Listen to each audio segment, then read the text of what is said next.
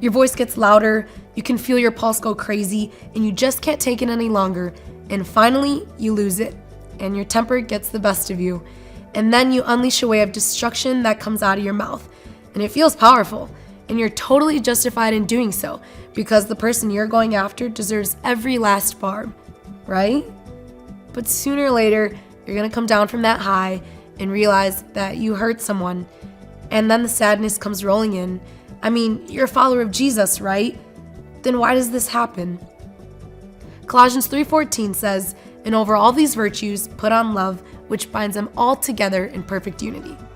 The Apostle Paul wrote these words to challenge believers to get rid of things like rage and anger and instead take up things like compassion, kindness, and even patience.